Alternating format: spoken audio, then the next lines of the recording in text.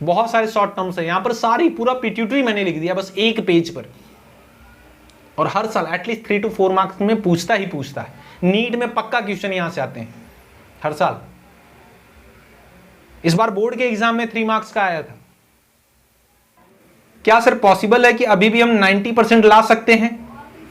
क्या 90% ला सकते हैं सर? बिल्कुल ला सकते हैं। ये देखिए, ये वो स्टूडेंट हैं, सौरभ, गौरव, चिन्मय, कुणाल, इन सभी ने लाए हैं। इनकी क्या स्ट्रेटजी थी, कैसे स्टडी की, क्या टीचर से सारी चीजें डिस्कस की, अपनी प्रॉब्लम को डिस्कस किया। हर एक का मैं इंटरव्यू लाने वाला हूं, सेपरेट इंटरव्यू आपके लिए, ठीक है। तो सबसे पहले क्या करना है आपको पता है ना? हाँ सर बार बार यही बोलते हैं आप, सब्सक्राइब करिए, जुड़े रहना है ना। हाँ चलो जी हाँ बच्चों, आज हम इस वीडियो में जानने वाले हैं कि बेस्ट टाइम टेबल क्या हो सकता है आपके बोर्ड एग्जाम की प्रिपरेशन के लिए। टॉपर्स जो होते हैं उनके क्या टाइम टेबल होते हैं, वो कितने आवर्स देते हैं अपनी रिवीजन को, कितने आवर्स वो देते हैं अपनी स्टडी को, क्या क्या स्ट्रेटजी होती है उनकी, वो सारी चीजें आज मैं रिवील करने वाला हूं। क्योंकि जो एक कॉमन स्टूडेंट होता है ना, उसकी प्रॉब्लम्स मैं तुम्हें बताता हूं।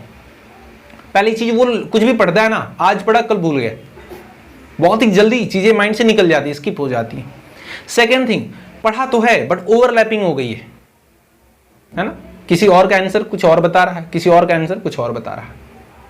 थर्ड थिंग्स, पढ़ा है सर, एग्जाम हॉल में गया, डेफिनेशन पता है, फर्स्ट वाला वर्ड ही भूल गया, है ना। हुआ है तुम्हारे साथ? सबके साथ हुआ है। लेकिन जो टॉपर्स होते हैं ना, वो इन प्रॉब्लम्स का सॉल्यूशन ढूंढते हैं। और सबसे बड़ी प्रॉब्लम, सब कुछ पढ़ा, एक में बहुत सारी डेफिनेशन थी तो डेफिनेशन ही हम भूल जाते हैं कि क्या क्या पॉइंट लिखने हैं। सारी चीजों को मैं कवर करने वाला हूं। तो जी हां, स्वागत है आपका अपने YouTube चैनल प्रदीप बायोलॉजी में, और मैं हूं प्रदीप गौड़। आज हम डिस्कस करने वाले हैं टॉपर्स के टाइम टेबल। क्या स्ट्रेटजी होनी चाहिए जिससे कि आप अपने सिलेबस को कवर कर सकते हैं, क्या स्ट्रेटजी होनी चाहिए जिससे कि आप अपने सिलेबस को बेटर वे में रिवाइज कर सकते हैं और ज्यादा से ज्यादा मार्क्स गेन कर सकते हैं। सर ये मुझे बताइए, क्या क्या इस जो आप टाइम टेबल बताने वाले हैं, इसमें 6 घंटे सोने का रहेगा क्या? बिल्कुल आप सो सकते हैं, 6 घंटे सो सकते हैं, इवन मोबाइल भी चला सकते हैं, ऐसा मैं टाइम टेबल बताऊंगा आपको। अच्छा सर और क्या है? सर 6 घंटे सो सकते हैं आप, मोबाइल भी चला सकते हैं सर, इवन आप घूम फिर भी सकते हैं, बट हर चीज लिमिट के साथ होगी। जी हाँ, फॉलो तुम्हें करना है, टाइम टेबल मैं बताऊंगा, फॉलो तुम्हें करना है। कैसे करना है सर, आइए देखते हैं। पहला, how to cover syllabus. Syllabus को हम कवर कैसे करें सर, ठीक है। तो इसका सबसे सिंपल सा फॉर्मूला है सर, आप क्या करिए, कभी भी सबसे बड़ी प्रॉब्लम हमारी क्या पता है, हम हर एक प्रॉब्लम को ना माइंड में ही सॉल्व करना चाहते हैं, ठीक है। हर एक प्रॉब्लम को माइंड में ही सॉल्व करना चाहते हैं सर, जबकि ये इम्पॉसिबल है। स्टडी लाइफ में मैं कहता हूं, इवन आपकी पर्सनल लाइफ में कोई भी प्रॉब्लम हो तो उसे पेन और पेपर उठाइए, उस पर लिखना स्टार्ट करिए और उसके सामने उसका सॉल्यूशन लिखिए। इजी है, फिर उसे सिर्फ आपको फॉलो करना है, ठीक है। तो सबसे बड़ी प्रॉब्लम सर, हमारे पास सब्जेक्ट कौन कौन से, पहले ये आप फाइंड आउट करिए, ठीक है। फिजिक्स, केमिस्ट्री, मैथ, बायोलॉजी, ठीक है, ये तो कोर कॉन्सेप्ट हो गए। और सब्जेक्ट जो लैंग्वेज सब्जेक्ट है उनको भी आपको पढ़ना है, ठीक है। मेन कोर कॉन्सेप्ट की हम बात करेंगे, जो कोर सब्जेक्ट है, ठीक है। अच्छा, कुछ और भी स्टूडेंट होते हैं ना, वो लैंग्वेज पर उतना फोकस नहीं करते, तो ये सबसे ब्लंडर मिस्टेक मैं मानता हूं उनकी। क्यों भाई, फिजिक्स, केमिस्ट्री, मैथ और बायोलॉजी ही कोर कॉन्सेप्ट है। बिल्कुल सर ये तो है, लेकिन क्या मेरे बच्चों आप मुझे बताइए कि क्या अगर 5 मार्क्स 6 मार्क्स अगर आते हैं आपके केमिस्ट्री में या बायोलॉजी में या फिर मैथ में या फिजिक्स में, और 6 मार्क्स ही अगर आते हैं आपके इंग्लिश में या हिंदी में, तो क्या जो 6 मार्क्स आपको हिंदी में मिले हैं, इंग्लिश में मिले हैं, क्या उसकी वैल्यू कम है? बिल्कुल नहीं। तो अभी बोर्ड के एग्जाम के लिए आप जितनी value in main stream subject को दे रहे हैं, उतनी ही वैल्यू अपने लैंग्वेज सब्जेक्ट को भी दीजिए, ठीक है। सबसे बड़ी मिस्टेक करते हैं स्टूडेंट, ठीक है। तो सबसे पहले क्या करना है, आपको अपने सभी सब्जेक्ट को लिख लेना है, उनकी चैप्टर वाइज लिस्ट बनानी है, ठीक है। तो जितने भी चैप्टर उनमें, ठीक है, सपोज करो ऑन एन एवरेज, ठीक है, ऑन एन एवरेज मैं 15 चैप्टर्स लेता हूं, ठीक है। ऑन एन एवरेज हर एक सब्जेक्ट में मैं 15 चैप्टर लेता हूं, तो आपकी मेन स्ट्रीम में बच्चों कितने चैप्टर हो जाते हैं? 60, ठीक है, लेकिन एक्चुअल में है कितने 62, ठीक है। तो ऑन एन एवरेज मैंने कितना लिया 60 चैप्टर की अगर आपको प्रिपरेशन करनी, मेन स्ट्रीम की मैं बात कर रहा हूं, ठीक है। तो आप मुझे बताइए कितना टाइम देना चाहिए इसे। सर ये तो डिपेंड करता है कि स्टूडेंट कितना वीक है या कितना स्ट्रांग है उसका पर्टिकुलर सब्जेक्ट। बिल्कुल सर, सही कहा आपने, लेकिन हर एक चैप्टर जो होता है वो इक्वल एडवांटेज नहीं रखता आपकी बोर्ड के एग्जाम के लिए, ठीक है। तो आपको क्या करना है, हर एक चैप्टर को, ठीक है, हर एक चैप्टर को सर आपको क्या करना है, डिवाइड करना है 3 कैटेगरी में। कौन कौन सी category sir? Very important chapter, very important chapter, दूसरा, ये तो पहला था, दूसरा क्या, important chapter, important chapter, and the third one क्या, लेस इंपॉर्टेंट चैप्टर, ठीक है, इंपॉर्टेंट चैप्टर। जी अगर हम बात करें वेरी इंपॉर्टेंट चैप्टर की, तो ऑन एन एवरेज हर एक सब्जेक्ट में मैं आपको बताऊं, ठीक है, 7 to 8 ऐसे चैप्टर होते हैं जो बहुत ही ज्यादा इंपॉर्टेंट होते हैं, वहां से ज्यादातर क्वेश्चन पूछे जाते हैं। नियरली 50 to 60% जो क्वेश्चन आते हैं उन्हीं 7 to 8 चैप्टर से आते हैं। फिर जो इंपॉर्टेंट चैप्टर्स होते हैं ना बच्चों, ये होंगे आपके 3 to 4, ठीक है, और 3 to 4 ही क्या होंगे, लेस इंपॉर्टेंट चैप्टर भी होंगे, ठीक है। तो ऐसे आपको लिस्ट बना लेनी है कि वो 7 वेरी इंपॉर्टेंट चैप्टर कौन से हैं, वो 3 to 4 इंपॉर्टेंट चैप्टर कौन से हैं, और लेस इंपॉर्टेंट चैप्टर कौन से, ठीक है। और हर एक चैप्टर से जो वेरी वेरी इंपॉर्टेंट चैप्टर, उनके जो मोस्ट इंपॉर्टेंट क्वेश्चन है उन्हें क्या करना है, आपको आइसोलेट करना है, उनकी लिस्ट बनानी है, ठीक है। लिस्ट बनाने के बाद क्या करना है, कुछ ऐसे टॉपिक रह जाएंगे जो लेस इंपॉर्टेंट चैप्टर में है ना, कुछ ऐसे टॉपिक होंगे जहां से सेलेक्टेबल क्वेश्चन पूछे जाते हैं हर साल, तो उनकी अलग से टॉपिक बनाना है, ठीक है, इंपॉर्टेंट टॉपिक, ठीक है। इंपॉर्टेंट टॉपिक की अलग से लिस्ट तुम्हें बनानी है कि ये टॉपिक मुझे कवर करके ही जाना है। तो पहला काम तो ये करना है। तो अब क्या करना है मेरे बच्चों, सारी लिस्ट तुम्हारे सामने होगी। अब देखो ये जो वेरी इंपॉर्टेंट चैप्टर हैं, ठीक है, ये जो वेरी इंपॉर्टेंट चैप्टर हैं, इनमें से कितने चैप्टर तूने पढ़ लिए हैं उसके सामने ट्रिक कर दो, ठीक है। सपोज करो 1 2 3 4 5 6 7 और 8 जो थे ये वेरी इंपॉर्टेंट चैप्टर थे। तो इसमें से सपोज करो 1 2 3 और 4 तूने पढ़ लिया, ठीक है। पढ़ने के साथ साथ रिवाइज भी अच्छे तरीके से कर लिया था, पहले एग्जाम दिया था या फिर क्लास का टेस्ट दिया था किसी भी टाइम। तो उनको क्या करना है, ट्रिक कर लेना है ऐसे एक बार कि हाँ इस पे मुझे कम टाइम देना है, अभी इसको मैं देखूंगा तो याद हो जाएगा, ठीक है। फिर उसके बाद क्या करना है, सेकंड थिंग, जो आईएमपी वाले हैं उनमें भी देख लो कि उनमें कितने चैप्टर हैं जिसे आपने पढ़ लिया है, उनको भी क्या करो, ट्रिक कर लो कि हाँ ये पर्टिकुलर टॉपिक मैंने कर लिया है, इस पर मुझे बहुत ज्यादा टाइम कंज्यूम नहीं करना है आगे चल के रिवीजन में। तो इससे क्या होगा मेरे बच्चों, इससे ये होगा फिजिक्स में, केमिस्ट्री में या फिर मैथ में जो आपका सिलेबस वीक है, जो पर्टिकुलर चैप्टर वीक है, जो किसी दूसरे सब्जेक्ट का, ठीक है, इंपॉर्टेंट चैप्टर है जिसे आपने नहीं पढ़ा है, तो उसको ज्यादा टाइम दे पाएंगे। ये होती है स्ट्रेटजी। सपोज करो जैसे बायोलॉजी की अगर हम बात करें, चैप्टर फर्स्ट हो गया, चैप्टर 8 हो गया, ठीक है, चैप्टर 4 हो गया, चैप्टर 3 हो गया, ये चैप्टर 2 हो गया, ये सब मोस्ट इंपॉर्टेंट चैप्टर है। मैं आपको लिस्ट दूंगा, तो इनकी जब लिस्ट आप बनाएंगे, अगर ये सारे चैप्टर तैयार हैं आपके, तो आपको सामने दिखेगा ना कि हाँ ये चैप्टर आपने कर लिए हैं। तो फिर क्या करेंगे आप, जो केमिस्ट्री के, फिजिक्स के, मैथ के इंपॉर्टेंट वाले चैप्टर हैं जो छूट गए, इंपॉर्टेंट है बट छूट गए हैं, आपने कवर नहीं किए हैं अभी तक, तो उस पर भी फोकस कर पाएंगे। तो आपके सामने दिखेगा सब कुछ स्टडी कि हाँ भाई ये इतने टॉपिक मुझे कवर करने थे, इतना हो गया, इतना बचा है। तो उसके अकॉर्डिंग आप शेड्यूल बना सकते हैं डेली, ठीक है। अदरवाइज बस लगेगा कि हाँ पढ़ रहे हैं बट कुछ हो नहीं रहा। ओवरऑल रिजल्ट जब समझ में आ रही, भाई ये तो पढ़ता रहा कुछ हुआ ही नहीं, फिर जो टेंशन क्रिएट होती है ना, वो फिर हमारे होप को पूरा लूज कर देती है, ठीक है। हमें और क्या करना है मेरे बच्चों, सेम थिंग करना है, ठीक है। ऐसे आपको चैप्टर को डिवाइड कर लेना है। और क्या करना है, मोबाइल सबसे बड़ा डिस्ट्रैक्शन, आपने बोला था कि सर मोबाइल होता है, तो मोबाइल कैसे यूज करना है समझो। पहले तो मैंने आपको डिस्ट्रैक्शन पर मैंने वीडियो अपलोड की थी, उसे जाकर देख लेना कि डिस्ट्रैक्शन से कैसे बचे। और तुम्हें खुद को रिवॉर्ड देना है मोबाइल के थ्रू। मोबाइल के थ्रू कैसे रिवॉर्ड, सर जब एक चैप्टर आप फिनिश कर लेंगे ना, ठीक है, एक चैप्टर फिनिश करने के बाद एक वीडियो सॉन्ग देखना है तुम्हें, कितना, सिर्फ एक, ठीक है, अदरवाइज सिर्फ ऑडियो सॉन्ग ही सुनते रहना है जब तक आपका एग्जाम ना हो जाए, ठीक है। वीडियो सॉन्ग देखना ही नहीं है, मूवी देखनी ही नहीं है, वेब सीरीज नहीं देखनी है तुम्हें, ठीक है। मोबाइल उठाएंगे तो सिर्फ स्टडी के लिए, अदरवाइज कुछ भी नहीं, कुछ भी नहीं। वीडियो सॉन्ग तो बिल्कुल नहीं। वीडियो सॉन्ग तभी देखेंगे जब एक चैप्टर फिनिश कर लेंगे, या जो आपने गोल पूरे डे का सेट किया है, जो टाइम टेबल किया है उसे फॉलो कर लिया, तभी वीडियो मतलब सॉन्ग देखेंगे, अदरवाइज नहीं, सिर्फ ऑडियो। गेटिंग? चलिए नेक्स्ट पॉइंट देखते हैं मेरे बच्चों। जो हमारा नेक्स्ट पॉइंट है वो है कि sir how to revise, sir syllabus को कैसे रिवाइज करें, है ना, सबसे बड़ा प्रॉब्लम सर। इंपॉर्टेंट लिस्ट बना दी हमने, स्ट्रेटजी बना दी, कैसे करना है सर, रिवाइज कैसे करें। जी हाँ बच्चों समझिए, तो आपको करना क्या है, टोटल 8 आवर्स की टाइम टेबल बनाना है, एटलीस्ट 8 आवर्स का टाइम टेबल बनाना है।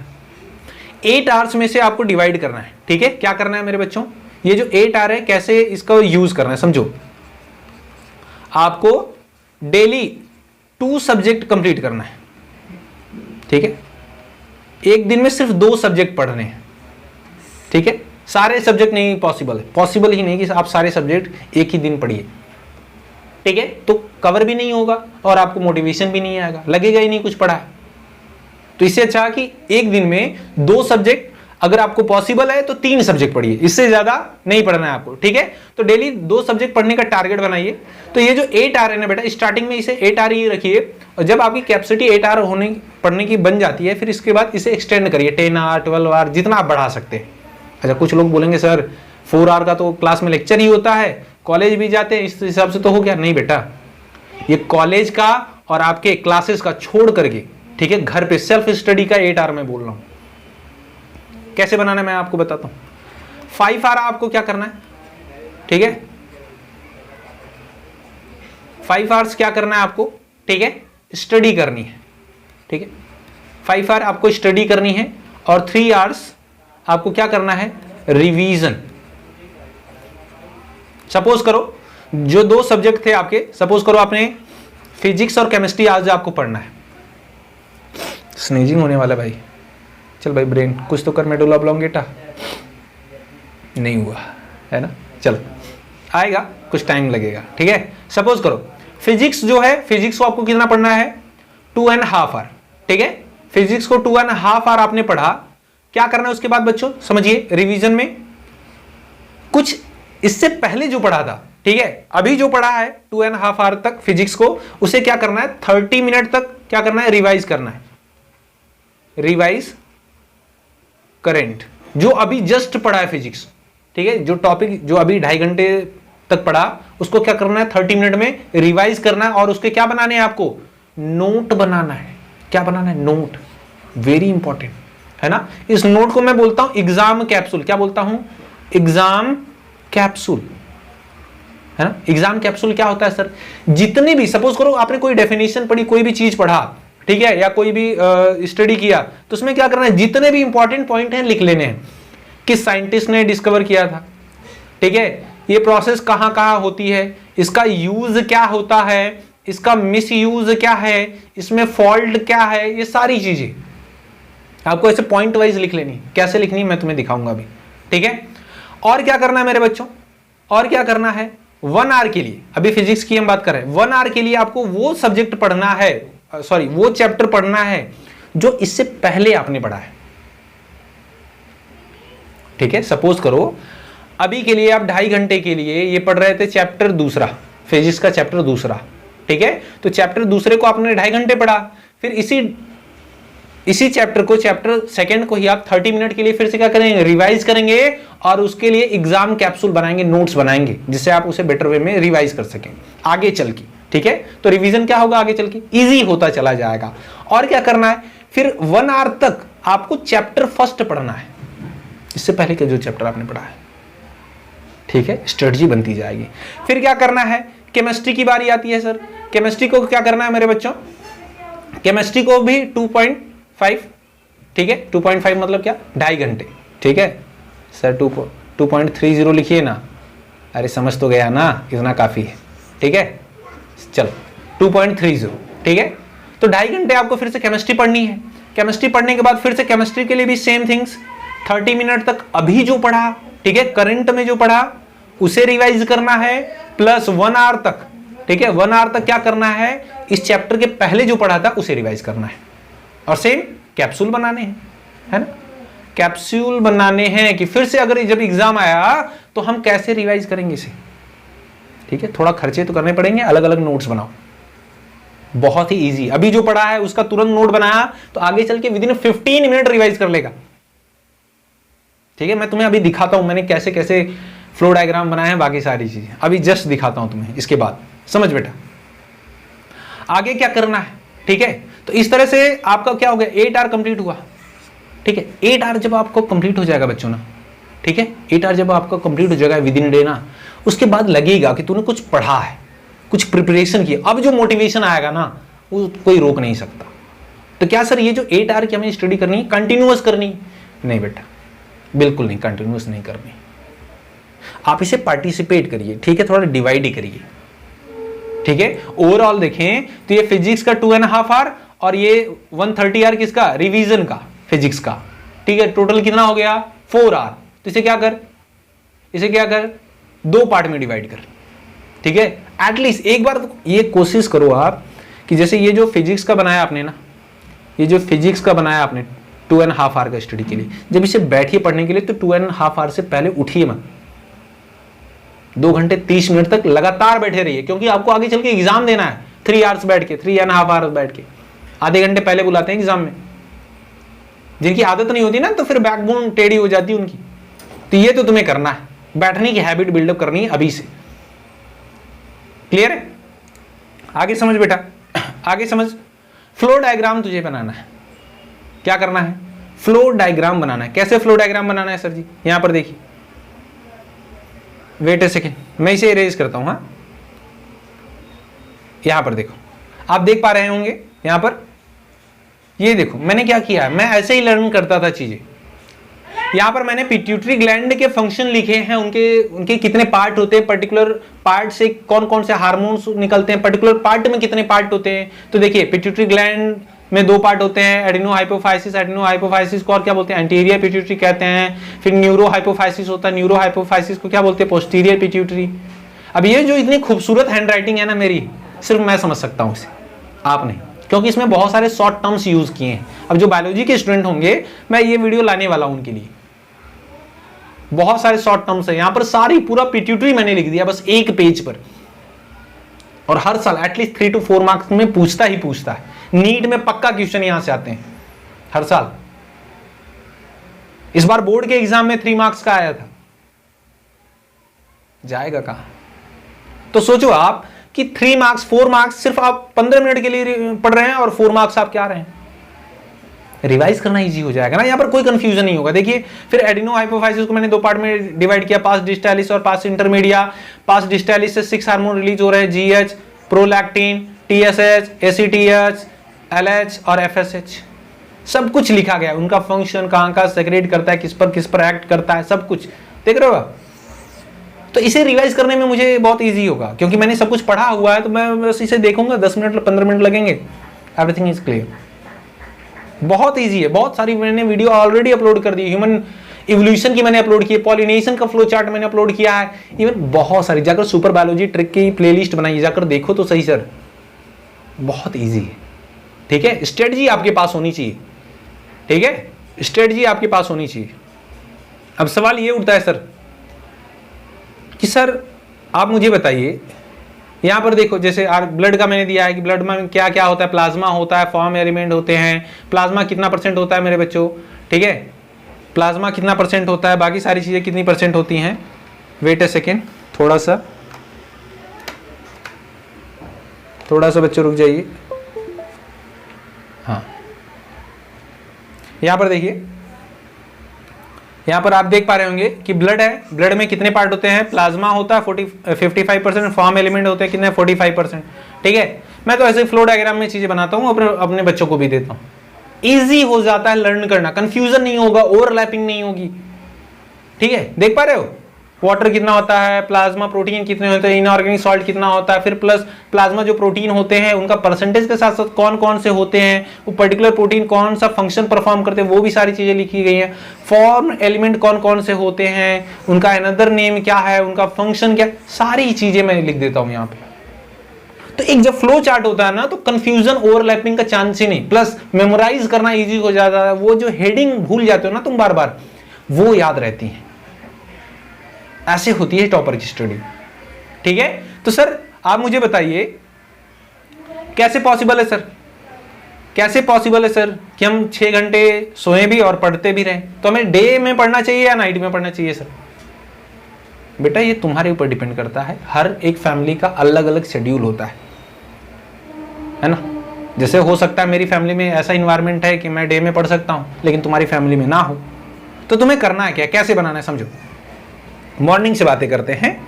अच्छा एक चीज और, अभी तुम्हें अपनी हेल्थ पर बहुत ध्यान देना है। ठीक है, हेल्थ पर बहुत ध्यान देना। बाहर का कुछ भी खाना अवॉइड करो, कुछ भी नहीं खाना है। बस एक ही चीज रखो कि जब भी खाना है घर का खाना है, और हेल्दी फूड खाते रहना है, और लंच जरूर करना है। तुम्हें बीमार नहीं पड़ना है। मौसम चेंज हो रहा है, कॉमन कोल्ड होना ही नहीं चाहिए तुम्हें। 5-6 दिन का कॉमन कोल्ड हो गया तो फिर 5-6 दिन की स्टडी गई तेरी, सारा प्रिपरेशन रखा रह जाएगा तेरा। तो ये नहीं करना बेटा, क्लियर है? तो कुछ भी फूड बाहर के अवॉइड करो, ठीक है, हेल्दी फूड खाते रहो, और न्यूट्रिएंट पूरा होना चाहिए, एनर्जी पूरी बॉडी में होनी चाहिए, तभी प्रिपरेशन होती है, अदरवाइज नहीं। ठीक है, चल समझते हैं। देखो जरा, सपोज इट आप 6 o'clock मॉर्निंग में क्या करते हो, उठते हो। ठीक है, मॉर्निंग में अगर 6 o'clock आप उठते हो, 6 o'clock उठते हो, ठीक है, तो आपको क्या होता है, 6:30 तक आप फ्रेश हो जाते हो। ठीक है, 6:30 तक आप क्या हो जाएंगे, AM तक फ्रेश हो जाएंगे। ठीक है, फ्रेश हो जाएंगे, फिर क्या करिए आप, थोड़ा बहुत कुछ नाश्ता करिए। ठीक है, उसके बाद बैठ जाइए पढ़ने के लिए। अब 6:30 से लेके बच्चों, ठीक है, 6:30 से मैंने कितना बताया था आपको पढ़ने के लिए, 2.5 hour कंटिन्यूअस। तो आपको कितने बजे तक पढ़ना है, 9 o'clock तक पढ़ना है, 9 AM तक पढ़ना है आपको। ठीक है, ये स्टडी करनी है। ठीक है, फिर क्या करना है, 9 to 10, ध्यान से सुनो, 9 to 10 क्या करना है, रेस्ट करना है। क्या बात है सर, ये वाला टॉपिक पहले बताना चाहिए था, रेस्ट वाला। हाँ ठीक है, 9 to 10 रेस्ट करना है मेरे बच्चों। ठीक है, इसमें थोड़ा बहुत तुम सॉन्ग वगैरह सुन सकते हो, अगर तुम्हें वो जो टारगेट मैंने सेट किया है उसे अगर पूरा किया तो, अदरवाइज नहीं। हमेशा तुम्हें खुद के साथ ऑनेस्ट रहना है। ठीक है, फिर क्या करना है मेरे बच्चों, फिर क्या करना है, इसी रेस्ट जो 9 to 10 है ना, इसी में नहाना धुलना सब कुछ रहेगा। ठीक है, रेस्ट मतलब यही। ठीक है, और कुछ मत समझना कि चले जाना है गार्डन में घूमने, पिटेगा तू। ठीक है, फिर क्या करना है, 10 to 12, ठीक है, 10 to 12, समझ रहा, 10 to 12 फिर क्या करना है, रिवीजन करना है। रिवीजन करना है, wait a second sir, revision के लिए तो आपने 1.5 hours ही रखे थे सर, यहाँ पे 2 hours हो गया। बिल्कुल सही मेरे बच्चों, सब्जेक्ट नहीं पढ़ेगा क्या? ठीक है, तो उसे भी तो लेना पड़ेगा ना, तो उसके लिए भी तुझे टाइम निकालना पड़ेगा। ठीक है, तो उसको क्या करो, सब्जेक्ट को भी 1 घंटे आधे घंटे, 1 घंटे आधे घंटे हर एक रिवीजन में ऐसे निकालते रहो। ठीक है, तो ये रिवीजन करना है 10 to 12। फिर क्या करना है मेरे बच्चों, 12 से लेकर के, ठीक है, 12 से लेकर के फिर से तुझे 2 PM तक रेस्ट करना है। ओ सर जी, नींद लेनी है ना, क्या बात है। ठीक है, नींद लेनी, हाँ मोबाइल नहीं चलाना है, नींद लेनी, प्रॉपर रेस्ट। ठीक है, फिर क्या करना है मेरे बच्चों, 2 बजे उठना है, 2:30 से फिर पढ़ने के लिए बैठ जाना है। कब तक, 5 o'clock तक। ठीक है, 5 o'clock तक फिर से क्या, स्टडी। बात समझ में आई क्या सर? हाँ, स्टडी करनी है बच्चों फिर से। ठीक है, फिर उसके बाद क्या करना है, आराम से फ्रेश होइए, क्लास के लिए जाइए। ठीक है, जो आपका क्लास होगा वो 5 to 9 के बीच में होगा। कब से होगा, 5 to 9 AM के बीच में होगा। ठीक है, घर जाते जाते आप फ्रेश होंगे, बाकी सारी खाने पीना खाएंगे, 10 तो बज ही जाएंगे सर। बिल्कुल सर, 10 बजने के बाद आप क्या करिए, ठीक है, 10 PM से लेकर के मेरे बच्चों, 10 PM से लेकर के 11:30 तक फिर से पढ़िए। क्या, रिवीजन, है ना, फिर से रिवीजन, ठीक है। बचे हुए हाफ आ रहे हैं जो है ना 12 o'clock तक, इसे पढ़िए मत। 11:30 पर आप सोने की कोशिश करिए, आधे घंटे लग जाएंगे आपको सोने में। स्टार्टिंग में थोड़ा प्रॉब्लम होगा, बात समझ में आई क्या? नहीं तो 12 बजे तक तुम्हें पक्का सो जाना है, ठीक है। 12 बजे तक तुम्हें सो जाना है, ठीक है। मूवी नहीं देखनी है, और हाँ, ये सोना बाबू से थोड़ा दूर रहना है, ठीक है ना, ये सब नहीं चलेगा, ठीक है। तो ओवरऑल अगर हम देखें तो स्टडी का अगर हम टाइम टेबल निकाले बेटा, कितनी स्टडी हुई विद इन अ डे, कितनी स्टडी हुई, यहां पर देख कितना हो गया, 2.5 आवर यहां पर हो गया। फिर उसके बाद रिवीजन कितना किया, यहाँ पे 2 घंटे हुआ रिवीजन, ठीक है। बोला था 1:30, लेकिन कितना किया तूने, 2 आवर्स तक रिवीजन हो गया। फिर उसके बाद स्लीप किया, रेस्ट किया, फिर यहां पर भी कितना हो गया, 2.5 आवर, ठीक है। फिर रिवीजन और कितना हो गया मेरे बच्चों बताइए, और रिवीजन कितना हो गया फिर से अप्रोक्सीमेटली 2 आवर्स। काउंट कर कितना हो गया बेटा, एटलीस्ट आराम से 9 आवर्स की स्टडी हो सकती है। दिख रहा है, सो रहा है, आराम कर रहा है, घूम फिर रहा है, नहा खा रहा है, सब कुछ आराम से एकदम हो रहा है, क्लास के लिए भी जा रहा है। पॉसिबल है सर, सब कुछ पॉसिबल है, लेकिन ये जो टाइम टेबल है ना, हर हालत में फॉलो करना है, तभी होगा पॉसिबल, अदरवाइज नहीं होगा। समझ आया? तो सारी चीजें तुम पर डिपेंड करती हैं, तुम कितना फॉलो करते हो, कितना नहीं करते हो। आप लोगों की रिक्वेस्ट आ रही थी कि सर टाइम टेबल दीजिए, टाइम टेबल दीजिए। लीजिए सर, टाइम टेबल आपके सामने, फॉलो करिए और साबित कर दीजिए अपने रिलेटिव्स को कि वो जो लोग कहते थे कि आप अपनी लाइफ में कुछ नहीं कर सकते, तो आप साबित करिए उनको कि आप गलत थे, मैं कुछ कर सकता हूं। आज के लिए बस इतना ही। चैनल से जुड़े रहने के लिए सब्सक्राइब करिए। आपके बहुत सारे प्यार और सपोर्ट के लिए बहुत बहुत धन्यवाद। मिलते हैं आपसे नेक्स्ट वीडियो में एक नई इन्फॉर्मेशन के साथ, तब तक के लिए जय हिंद।